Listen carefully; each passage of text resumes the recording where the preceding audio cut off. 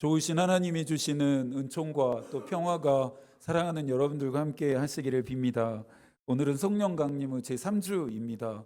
대림절이 이제 시작되기 전까지 강단에 녹색 스토를 걸어 놓습니다. 녹색은 생명과 또 성장과 성숙을 의미합니다. 성령이 우리에게 주시는 유익들입니다.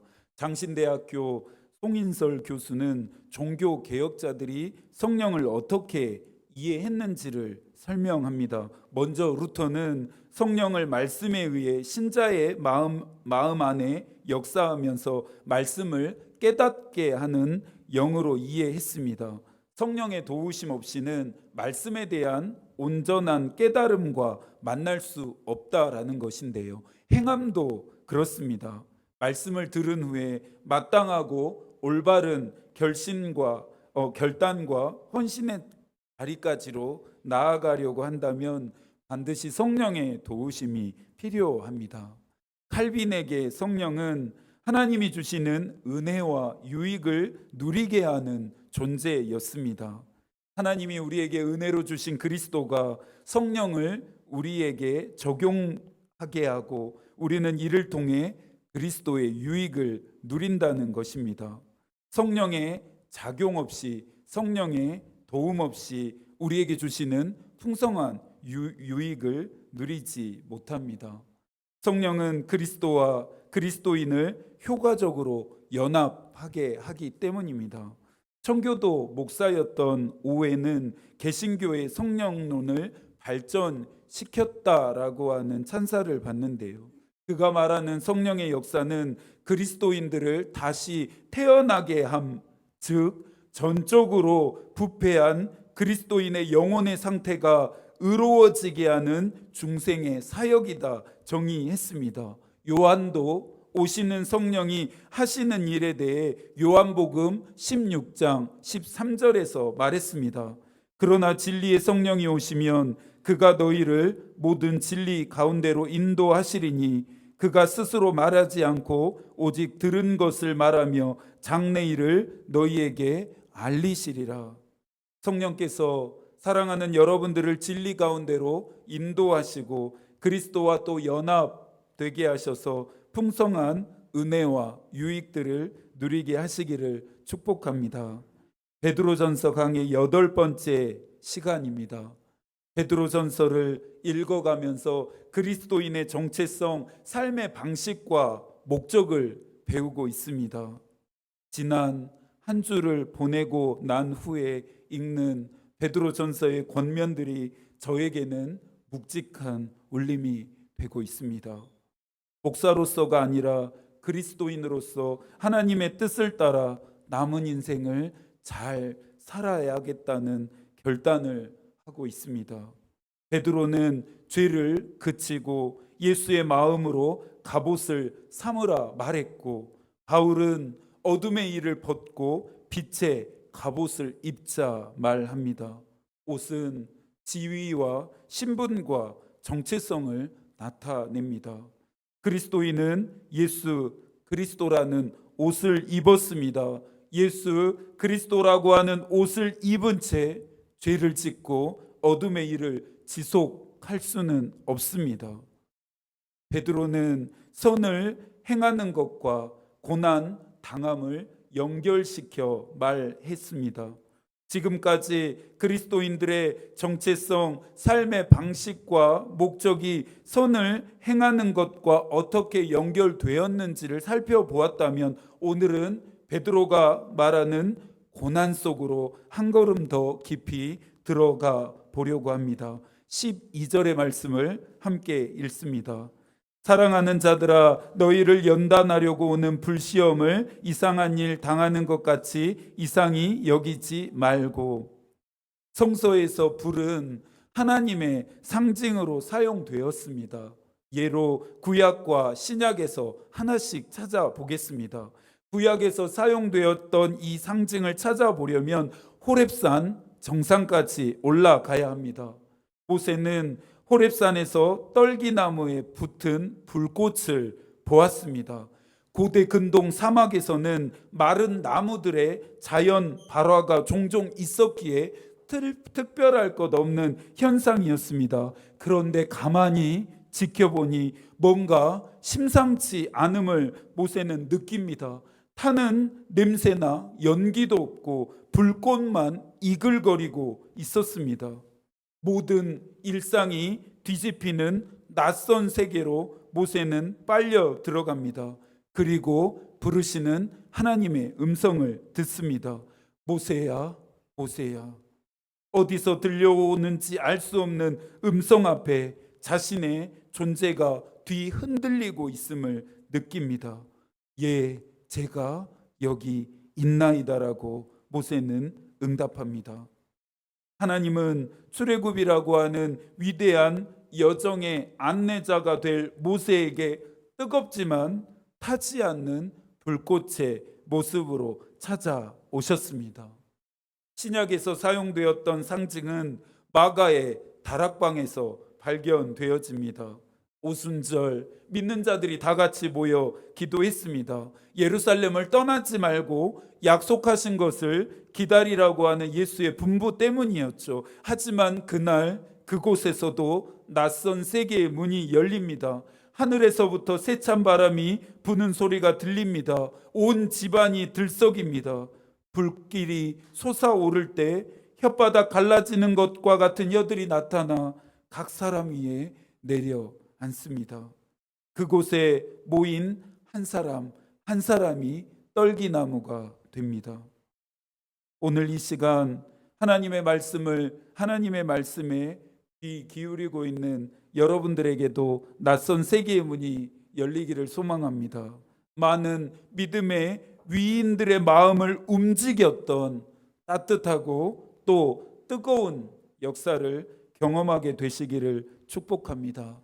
불은 하나님이 선택한 인간에게 자신을 드러내는 방식이기도 했지만 불의한 인간을 심판하는 도구이기도 했습니다. 하나님을 대적했던 모든 것들은 진노의 불에 소멸되었습니다. 선택받았던 이스라엘이라고 예외가 될 수는 없었죠. 예언자들을 보내셔서 돌이키고 돌아설 기회와 시간들이 얼마든지 주어졌지만 교만하고 또 강팍하고 완악했던 그들은 끝내 하나님이 내미시는 손을 붙잡지 않았습니다. 하나님의 임재로 만나는 불은 우리를 소성시키지만 심판으로 만나는 불은 우리를 소거시킵니다. 베드로는 고난을 불시험이라 표현하면서 이것을 만나더라도 이상하게 여기지 말라 말합니다. 이 불시험은 우리를 파괴하기 위해서가 아니라 단련하기 위한 하나님의 목적이기 때문입니다. 그리스도인에게 고난은 낯선 손님이 아닙니다. 언제나 어디서나 동행해야 하는 친구입니다. 그러니 고난에 익숙해져야 합니다. 예수께서 120명, 1200명의 제자들을 불렀다면 어땠을까요? 복음의 전파 속도는 가속되고 전파 범위는 광범위하지 않았을까요? 그러나 예수의 부름을 받은 자들은 단 12명 뿐이었습니다. 부름받은 이 12명도 변변치 않은 인물들이었습니다. 어부였고 세리였고 열심당원이었습니다. 사회적으로 주목받지 않고 오히려 천대와 멸시를 받았던 자들이었습니다. 불러도 어찌 이런 사람들만 모으셨을까요? 그런데 부름을 받은 자들이 누구인지는 중요하지 않습니다. 중요한 것은 이런 자들을 누가 왜 불렀느냐입니다. 교회 안에 모인 사람들을 볼 때마다 어찌 이런 사람들만 불러 모으셨을까 하는 생각이 들 때가 있습니다. 조용히 믿음 생활이나 하면 좋은데 시끄럽고 소란하기까지 합니다. 여러분이 생각하는 교회는 어떤 곳인가요? 목사들에게 교회로는 정말 중요한 고민입니다. 가끔 제가 좋아하는 어거스틴의 교회의 정의에 대해서 나누곤 했습니다. 교회의 본질을 꿰뚫는 그의 지혜가 너무나도 부럽습니다. 어거스틴은 교회를 병원에, 그리스도인을 환자에 비유했습니다. 즉 교회는 환자들이 모인 병원이라는 것입니다. 멀쩡한 사람이 없다라는 것이겠죠. 어거스틴의 설명을 듣자니 오늘 교회의 모습이 더 이상 이상하거나 생경하게 보이지 않습니다. 환자 말고 병원을 구성하는 또 다른 존재가 있습니다. 의사입니다. 어거스틴은 예수 그리스도를 의사에 비유하면서 의사이신 예수께서 환자들을 치료해 주신다 말합니다. 온전하지 못한 저와 여러분은 예수 그리스도를 만났을 때, 영혼의 의사이신 예수 그리스도로부터 치료를 받았을 때 비로소 회복되고 온전해집니다. 아무리 꾸미고 치장한다 하더라도 나의 죄성은 가리워지지 않습니다. 사랑하는 여러분, 치료가 필요하십니까? 회복이 필요하신가요? 그렇다면 여러분의 있는 모습 그대로를 예수께 보이십시오. 제자들의 따름의 목적은 대단한 능력을 가지신 예수께 붙어 있으면 한 자리 할 수 있고 부귀 영화까지는 아니더라도 먹고 사는 데는 지장 없을 거라는 기생의 마음 때문이었습니다. 지금도 불의와 불법과 부정과 악행에는 눈을 감은 채 권력에 기생하려고 하는 자들은 다른 사람의 생명의 존엄함과 일상의 평범성을 짓밟고 있습니다. 그러나 제자들의 모습을 완전히 뒤바꾼 결정적인 사건이 일어났습니다. 십자가입니다. 불시험이었던 십자가의 대인 제자들은 오직 예수 그리스도만을 위해 살아갑니다. 자신의 목숨을 아끼려고 도망갔던 자들이 이제는 예수를 위해 기꺼이 자신의 목을 내어 놓았습니다. 그들은 14절에서 베드로가 말한 것처럼 진정한 복이 무엇인지를 알았습니다. 14절도 함께 읽어볼까요? 너희가 그리스도의 이름으로 치욕을 당하면 복 있는 자로다. 영광의 영 곧 하나님의 영이 너희 위에 계심이라. 사람의 심리는 좋은 곳을 알게 되면 다른 사람에게 알리고 싶어 합니다. 특히 맛있는 음식점은 더욱 그렇습니다. 굳이 묻지 않아도 자연스럽게 소개하면서 자신의 경험 속으로 다른 사람을 초대합니다. 베드로도 그렇습니다. 고난은 피하거나 경계해야 할 대상이 아니라 말하면서 모든 그리스도인들이 이 고난을 경험하도록 초대합니다. 13절입니다. 오히려 너희가 그리스도의 고난에 참여하는 것으로 즐거워하라. 인간적인 고생이나 또 잘못이나 실수로 인해 겪게 되는 고생과 오늘 베드로가 말하고 있는 고난은 차원이 다릅니다. 베드로도 이 부분을 명확히 하는데요. 살인, 도둑질, 악행, 남의 일을 간섭함으로 고난받지 말고 오직 예수 그리스도를 위해 고난 받으라는 것입니다. 시시포스라는 그리스 신화에 등장하는 인물이 있습니다. 시시포스는 바람의 신인 아이올로스와 그리스의 시조인 헬렌 사이에서 태어났습니다. 호모가 전하는 바에 따르면 그는 인간 중에서 가장 현명하고 신중한 사람이었습니다. 하지만 신들이 보기에는 마뜩지 않습니다. 신들의 눈에는 시시포스가 간사하고 엿듣는 것을 좋아하고 교활해 보였기 때문입니다. 신들에 대한 경외심이 없는 그가 마음에 들 리가 없었습니다. 신을 속인 대가로 시시포스는 저승에서 큰 돌을 가파른 언덕까지 굴려 올리는 형벌을 받았습니다. 이것은 왜 형벌입니까? 힘겹게 정상까지 돌을 굴려 올려놓으면 다시 원점으로 돌아가고 또다시 원점으로 돌아가서 돌을 굴려 올리는 일을 반복해야 했기 때문입니다.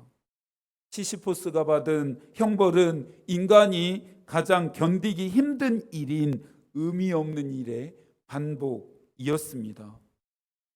모세가 떨기나무에 붙은 불꽃 너머의 신비를 보았던 것처럼 큰 돌을 굴리며 힘겹게 올라가는 시시포스의 모습에서 그리스도인의 숙명을 보게 됩니다.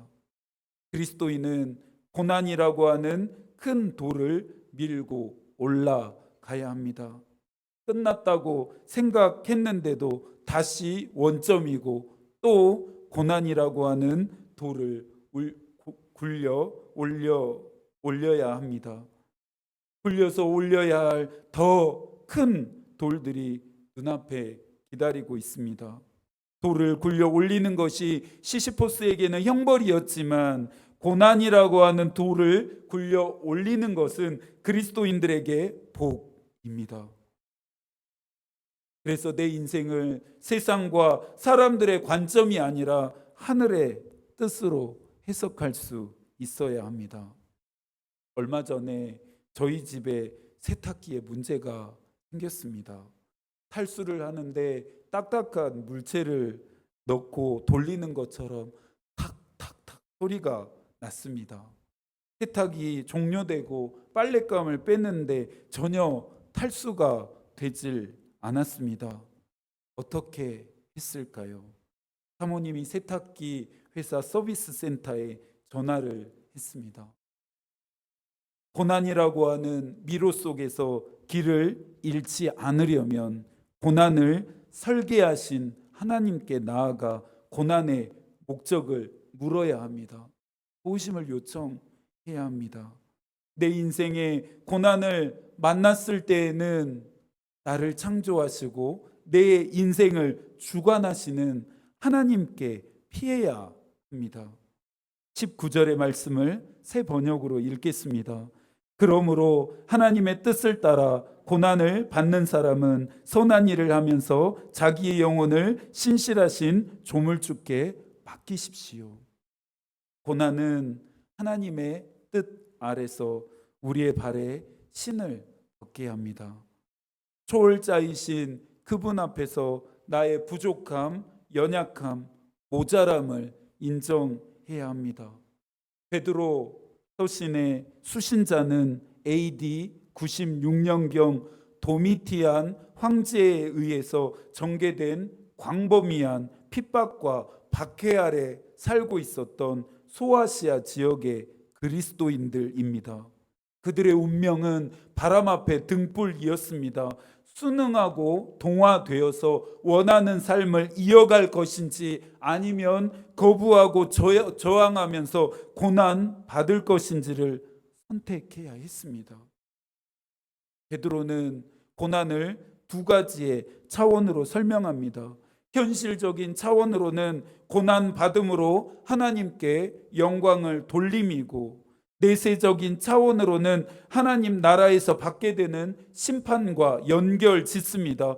불시험이 그리스도인을 연단하기 위한 것이라면 믿지 않는 자들에게는 이 불시험이 어떻게 나타날 것인지를 생각해 보라는 것입니다.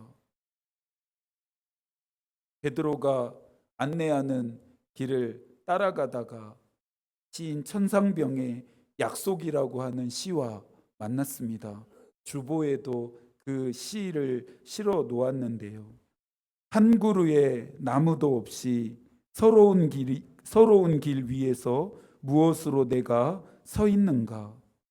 새로운 길도 아닌 먼 길, 이 길은 가도 가도 황토길인데 노을과 같이 내일과 같이 필연코 내가 무엇을 기다리고 있다. 한 그루 나무도 없는 서러운 길 위에서 무엇으로 내가 서 있는가? 시인에게 저의 처연한 마음을 들킨 것만 같아서 눈시울이 뜨거워졌습니다. 이런 상황에서 시인은 노을과 같이 아름답고 내일과 같이 희망찰 수 있을까요? 약속 때문입니다. 약속을 기다림이 황토길과 같은 인생을 포기하지 않고 걸어가게 합니다. 무엇으로 내가 서 있는가 질문했습니다. 무엇 때문에, 무엇을 위해, 이 길 위에 나는 서 있는가 생각했습니다.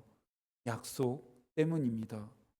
일시적인 이 세상의 모든 것들이 지나간 후에 지속될 영원한 나라가 예비되었음에 대한 약속, 그것을 기다림이 황토길과 같은 인생길을 걸어가게 합니다.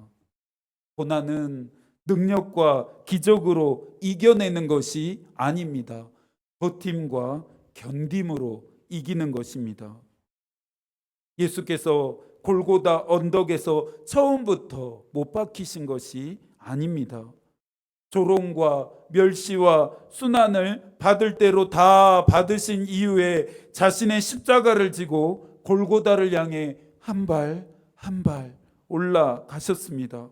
하나님 되시는 능력과 권세를 사용하셔서 얼마든지 벗어날 수 있었습니다. 마음만 먹으시면 즉시 죄인이 아닌 심판자의 모습으로 변모하실 수 있었습니다. 그러나 예수께서는 검질기게 십자가의 고통을 버티고 견디시면서 올곧게 골고다 언덕을 걸어 올라가셨습니다. 히브리서 12장 2절입니다. 믿음의 주요 또 온전케 하시는 이인 예수를 바라보자. 그는 그의 앞에 있는 기쁨을 위하여 십자가를 참으사 부끄러움을 개의치 아니하시더니 하나님 보좌 우편에 앉으셨느니라. 혹시 고난당하고 계십니까? 고난당함을 이상히 여기지 마시고, 고난당한다고 슬퍼하지도 마시고, 낙심하거나 절망하지도 마십시오.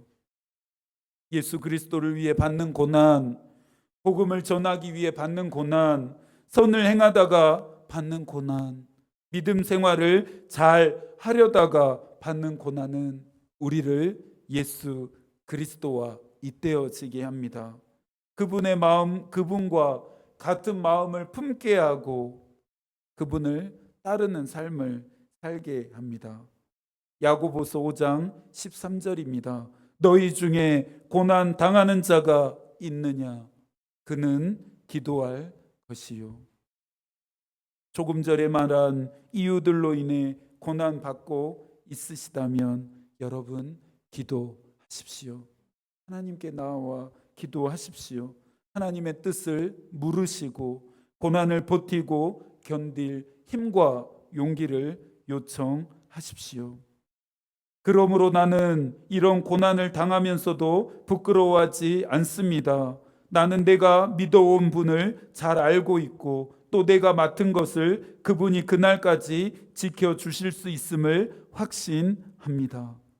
다메섹 도상에서 부활하신 예수를 만난 후로 오직 그분만을 위해 살았던 바울의 고백입니다. 여러분의 삶을 미쁘신 창조주께 의탁하십시오. 의탁은 어떤 것에 몸과 마음을 의지하여 맡기는 적극적인 행위입니다. 예수 그리스도와 같은 마음을 품고 그 본을 따라 사는 자들이 고난 받는 것을 지켜만 보실 하나님이 아니십니다. 하나님은 우리의 고난당함을 잘 알고 있습니다. 하나님은 우리의 고난당함을 함께 하십니다. 하나님이 고난 받는 자들을 반드시 지키신다라고 하는 사실 또한 확신하실 수 있기를 바랍니다. 오늘 이 말씀과 약속을 따라 허락된 이 한 주를 살아가실 수 있기를 축복합니다. 이 한 주도 하나님이 여러분을 지키시기를 기도하겠습니다. 하나님의 마음이 우리의 기도가 되고 하나님의 뜻이 우리의 길이 되기를 빕니다. 아멘.